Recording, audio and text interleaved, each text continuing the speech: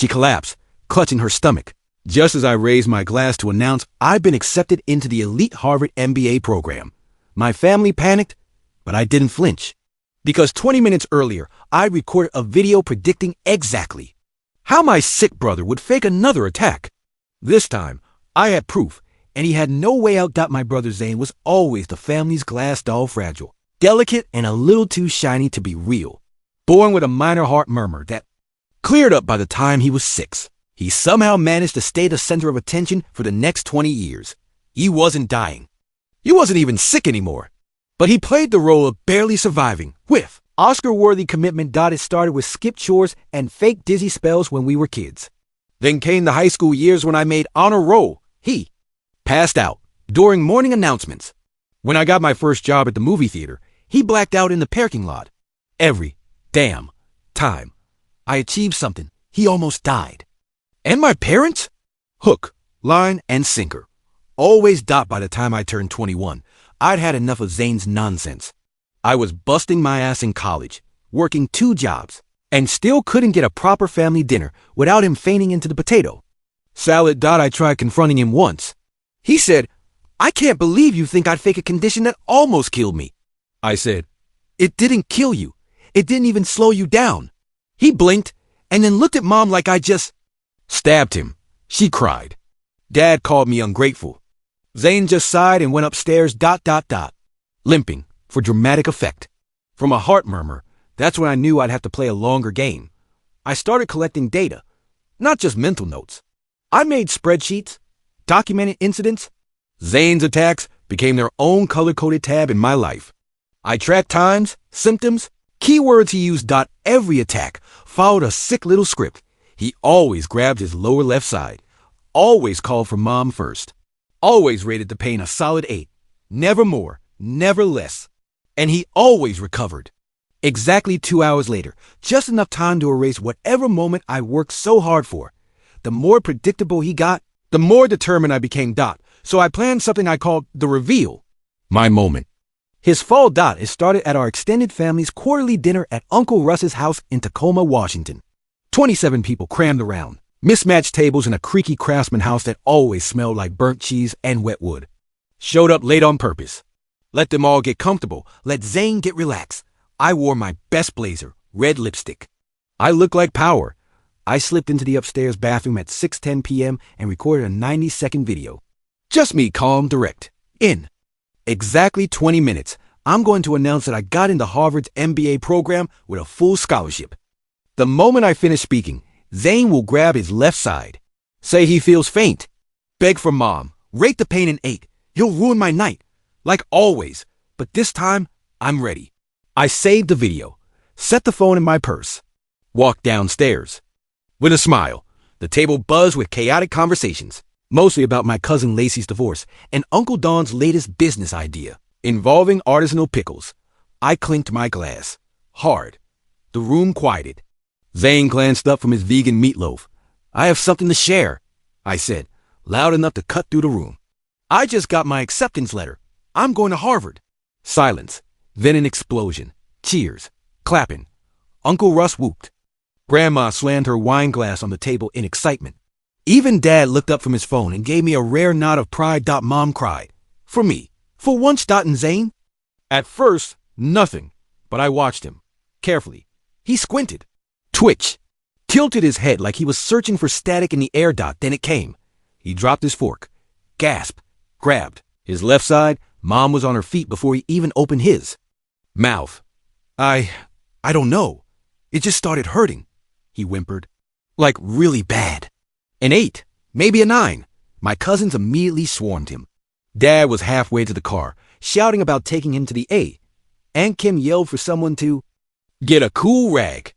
Zane leaned into the performance like a Broadway lead. I need to lie down. Please, he groaned, and I just stood there untouched. Then, I calmly reached into my purse, pulled out my phone, and said, before anyone calls 911... you all might want to watch this first? Zane froze mid-groan. His eyes met mine. He knew. I tapped play and everything changed. The room fell silent, like someone had cut the power. All 27 family members froze. eyes bouncing between Zane and my phone like they were watching a live bomb defuse. From the speaker, my voice played calm, direct, deadly. It's 6:10 p.m. Sunday. I'm going to make a fake announcement about getting into Harvard. I guarantee Zane will pretend to have an attack. He'll grab his lower left side, rate the pain an 8, maybe a 9, call for mom, and ask to lie down. The pause after that hit harder than a slap. I heard someone's fork clink to the floor. Zane didn't move, didn't groan, didn't whimper. He just stared then, trying to salvage his scene. He croaked. "What is this? Why would you?" "She," I said. "There's more." I pulled up a second video. Let's roll back to Lacey's wedding last fall. Remember that? The one where Zane collapsed during the vows? People nodded. That drama had cost $3,200 in hospital bills and a ruined reception. I tapped play, security footage, courtesy of the venue manager, a friend of my friend, God bless LinkedIn. Zane in the back hallway, 5 minutes before the ceremony, practicing collapsing, literally adjusting his shirt and testing how to fall on the carpet without hitting his head. Pausing to check his reflection in a window. "Look closely," I said as the room collectively leaned toward the screen. "That's him checking his landing pose." "Holy hell," Uncle Russ muttered. I was lightheaded." Zane snapped, the pitch of his voice cracking. "That's not what it looks like. Is it not?" I said, sweetly, switching to clip 3. This time. Audio. "Chloe, it's foolproof," Zane's voice said. "They always freak out. I just say it's my heart or stomach. Mom freaks first, then everyone else follows. I could hijack any moment, easy." He laughed in the recording. Actually laughed. Mom gasped. That's your voice." Zane looked at me, fury overtaking fear now. "You recorded me? You spy on me?" "You sabotaged me for years," I snapped back. "This is a reckoning, not a sneak attack." Dad was frozen, mouth slightly open. Grandma dropped into her chair like someone unplugged her. My cousin Bree looked at Zane like he'd just confessed to kicking puppies for fun. "I'm sick," Zane barked, reaching for the only excuse left.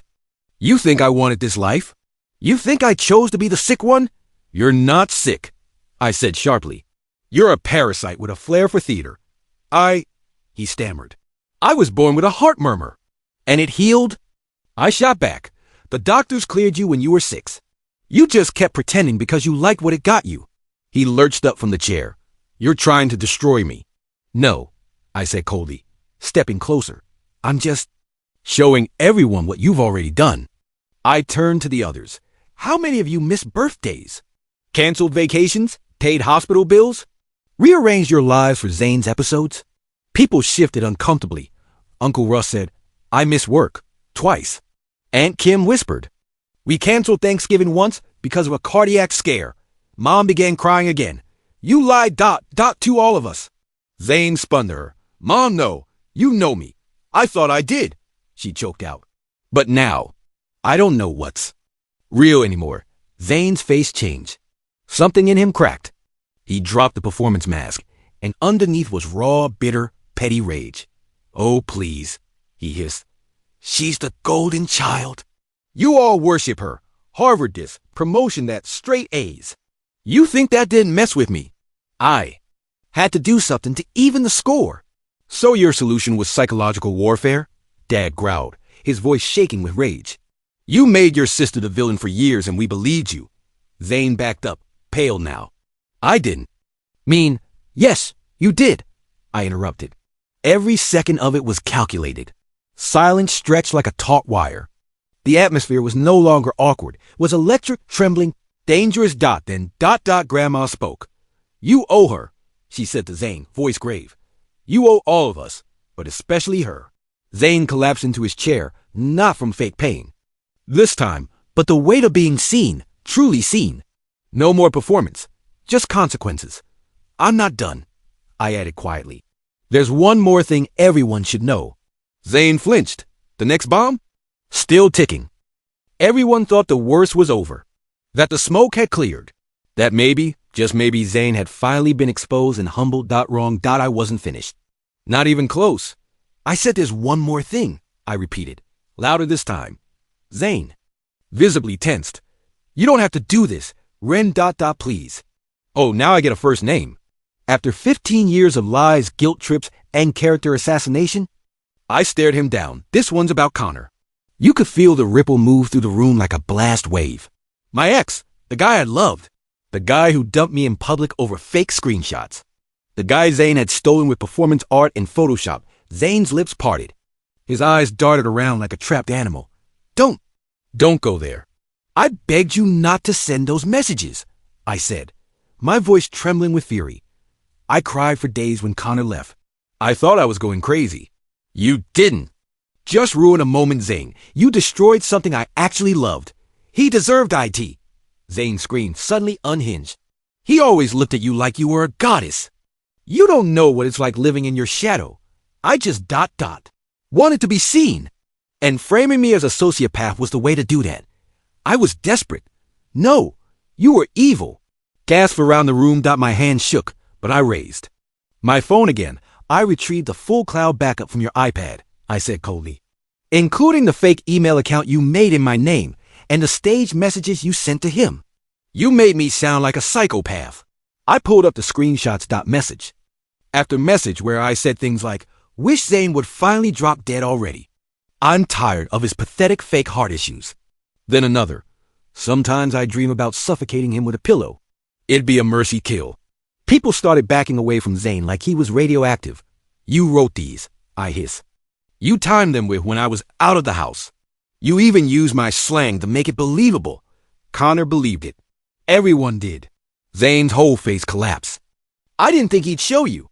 I just wanted someone to take my side for once, by turning me into a monster. I screamed. No one moved. No one dared breathe.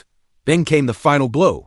I opened a video file labeled Zane_confession.mp4. You recorded me again? He asked, voice small now. Not exactly, I said with a twisted grin. You recorded yourself. The video started playing. Zane in his room, talking on the video call. Screen capture courtesy of my friend from the computer science department. His dumbass had no clue it was being recorded. Zane, I love messing with Ren. It's like performance art. The more elaborate the moment, the sweeter the payoff. You should have seen her face when Connor dumped her. Like a kicked puppy. Laughter. Zane again. Best part? She can never prove it. My family worships me. I'll always be the victim. That was the moment. The flip. My mom let out a sound I've never heard before, part sob, part snarl. You lied about your condition. You lied about her. You, she gasped, clutching her chest. Dad was next to her in a flash, steadying her. Uncle Russ looked like he wanted to throw Zane through the wall. Zane tried to run, actually tried to leave. He got 2 steps before Aunt Denise, who is barely 5 feet tall, but used to be a Marine, blocked him with one arm and a frying pan. You're not going anywhere, she growled. Let me go. This is all twisted. She's setting me up, I laughed. Cold and loud. Set you up? You built the stage. I just pulled back the curtain. Zane's breathing grew ragged. His eyes darted everywhere, panic, desperation, shame all colliding. Like cars in a pileup. I stepped closer, right up in his face. For years I questioned myself, I said softly. Thought maybe I was the cold, jealous sister. Maybe you really were just unlucky. But no, you were playing chess with my life. Like it was your personal soap opera. You didn't answer. Couldn't. Then the final nail in the coffin, I turned to Dad. There's something you need to know, I said. You co-signed that emergency student loan for Zane last year, right? Dad blinked. Yeah, of course. He never used it. For school, I said. He bought DJ equipment and crypto. I found the receipts. He dropped out after 1 semester. Dad's face turned stone gray. You what? He growled. Zane's voice cracked. It was supposed to be an investment. I was going to pay it back. You lied to your own father for Bitcoin? Suddenly it was chaos. Shouts, accusations, chairs scraping. I just stood still, letting it all crash down. In Zane, he finally slumped into the corner. Silent, small, exposed, one ruined brother. Zane didn't speak, didn't blink, didn't even breathe like a normal person. He just sat in the corner, knees drawn to his chest, shaking like a child caught in the middle of a thunderstorm. He started himself. But I wasn't done. Not until I burned it all down. My father was pacing now, fists clenched. The lone lie had landed harder than I even expected. He'd worked double shifts last summer to keep their finances afloat while Zane studied business. I took out a second mortgage, Dad spat, looking at Zane like he didn't recognize him. A second goddamn mortgage to help you succeed. Zane mumbled something. Too quiet. Then again, louder.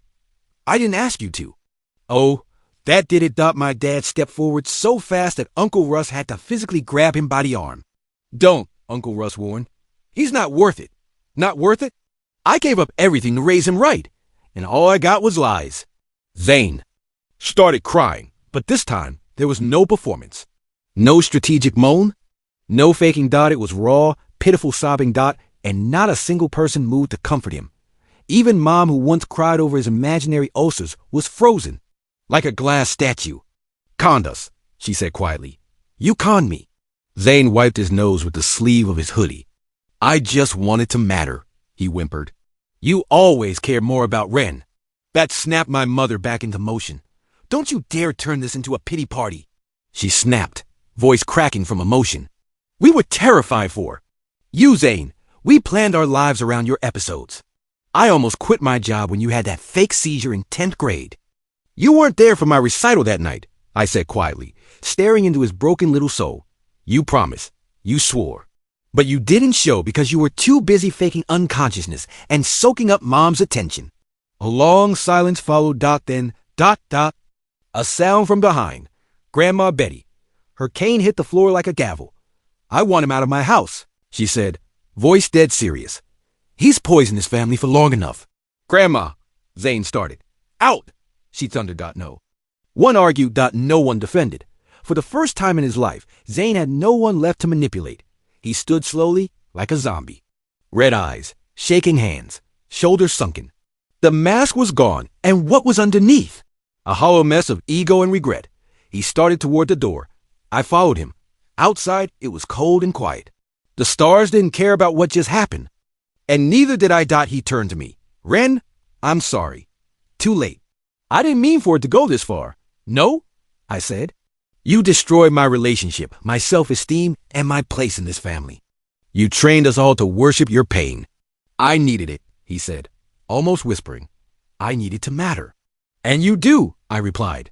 Now, you matter as the guy who lied to his entire family and faked medical emergencies for attention. He winced. You hate me. No, I said, strangely calm now. I'm done feeling anything for you. That's when he broke completely. Dropped to the porch step. Cried so hard he shook, and I didn't move. I didn't hug him. I didn't comfort him. I let him feel what I had felt for 15 years alone. I walked back inside. Everyone looked up as I entered. No one spoke. But something had changed. The atmosphere wasn't heavy anymore. It was clear, like a thunderstorm had finally passed. Uncle Russ poured me a drink without asking. My cousin Bree reached for my hand. Mom was staring out the window, eyes wet but filled with something new clarity. Then Dad stood up. I want to say something, he said, voice gravelly. To Ren. I braced myself. I'm sorry, he said, just like that. I'm sorry for not seeing it, for not protecting you, for treating your accomplishments like background noise while we all worship the performance. I blinked, then blinked again. Dad. No, he cut me off. Let me finish. You were the strong one. You were the one who held us together while we danced around his lies. And I won't make that mistake again. I didn't cry. Not then, but I felt a knot in my chest loosen.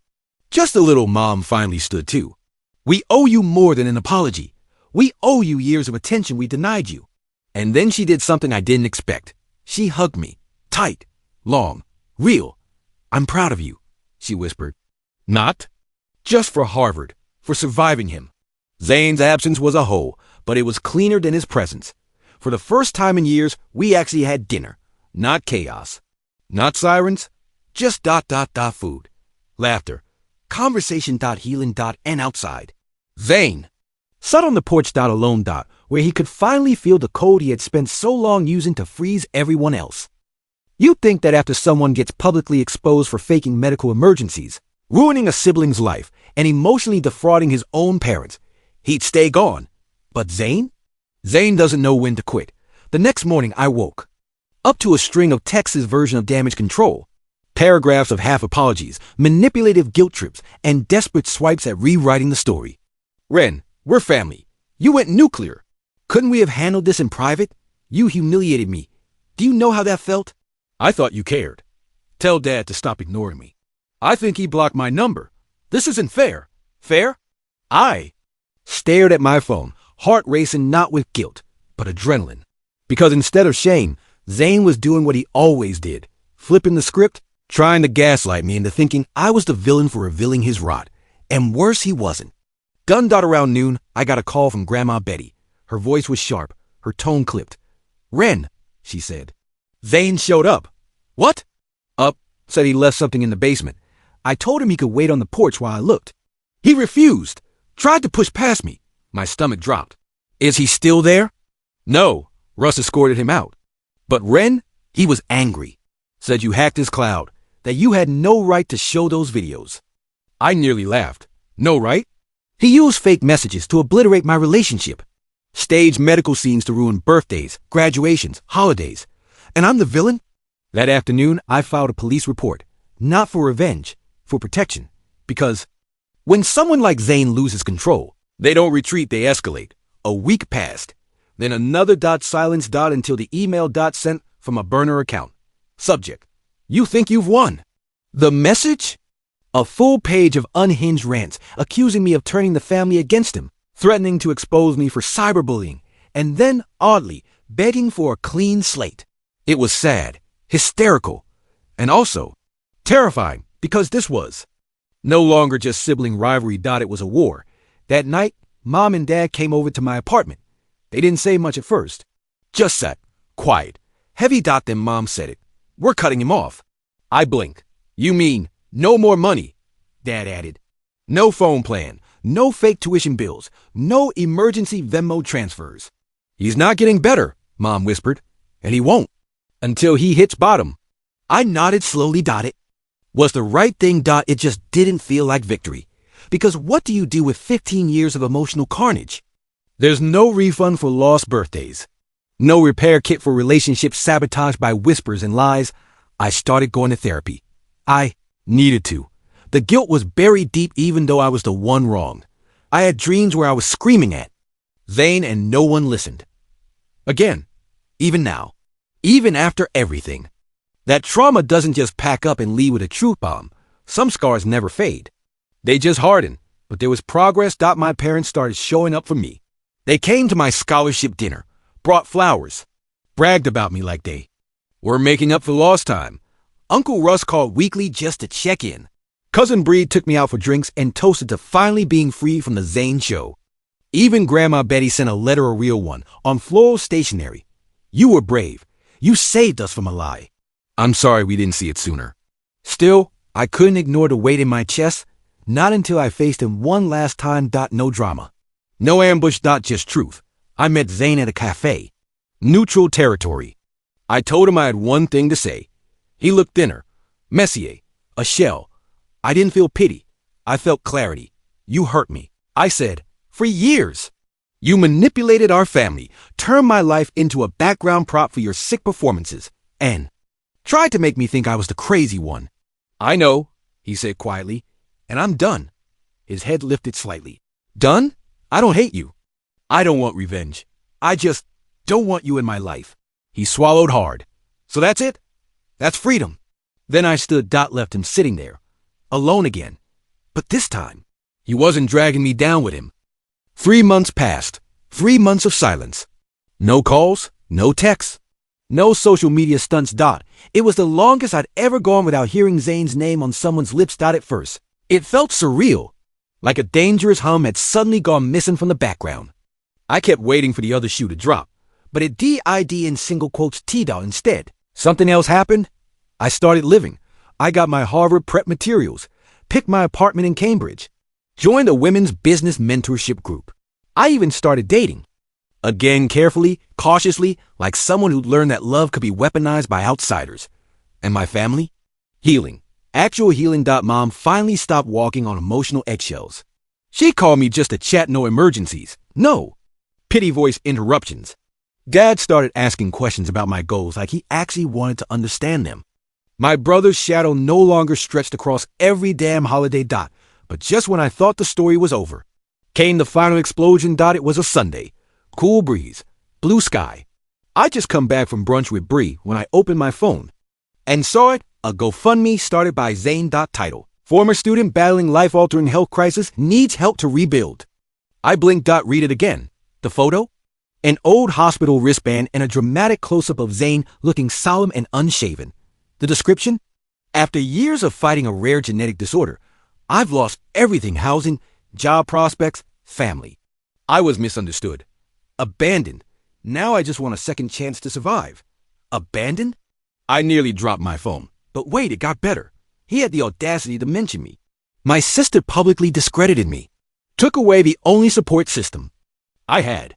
I'm not perfect, but I never deserved exile. Exile. Like we tossed him into the wilderness for telling one white lie. The comments? A mix of strangers offering sympathy and keyboard warriors ready to send cash. And the amount? Over $8,400 in just 2 days. I saw red. This wasn't about revenge anymore. This was about justice. So I did what I swore I wouldn't do again. I went public. I posted a response video. Raw. Unfiltered. Just me. No makeup. No lights. Just the truth. I laid it all out: his fake episodes, the forged screenshots, the videos, the manipulation, the confession recordings. I showed documents, photos, timelines. I was surgical, precise, ruthless. This isn't just about my pain, I said into the camera. It's about truth. About every person who's been guilt-tripped, gaslit, or gutted by someone who used sympathy as a weapon. Zane isn't sick. He's addicted to attention. And now he's scamming you. Within hours, it blew up. People reposted it, tagged GoFundMe, tagged news outlets, tagged Zane. Then it happened. His fundraiser, pulled down. Account, suspended. His name, trending for all the wrong reasons. The sick brother who wasn't sick. Sister exposes long con and viral takedown. When sympathy becomes a scam. Suddenly, Zane couldn't hide behind his sad stories or medical drama. The world knew. And the court of public opinion? It's swift and brutal, but the best. Part? A private email. From Connor. Subject: I saw your video. His message? I'm sorry. I believed him. I shouldn't have. You didn't deserve what happened. You were always the real one. I smiled, not because I need him back, but because he finally saw me, not the villain Zane had painted, but the survivor I had become. The next family gathering was smaller, simpler, no drama. No fake attacks. No Zane. Grandma lit a candle and sighed to truth, finally revealed. And I toasted it with a full heart. A free heart, because sometimes the explosive ending isn't fire and fury. It's clarity. It's the sound of silence where chaos used to live. It's the feeling of standing up after years of being pushed down and realizing no one can gaslight you into sitting again. I walked away from the ruins he left behind. Into a future I built with both hands. Uninterrupted. Unapologetic. Unbreakable. That's the end of today's story. Did things turn out the way you thought, or were there some surprises along the way? Share your thoughts in the comments. I'd love to hear what you think. If you enjoyed this journey, don't forget to hit the like button. And if you haven't joined the community yet, now's the perfect time. Subscribe and turn on notifications so you're always the first to catch new stories. Thanks for watching, and I'll see you in the next adventure.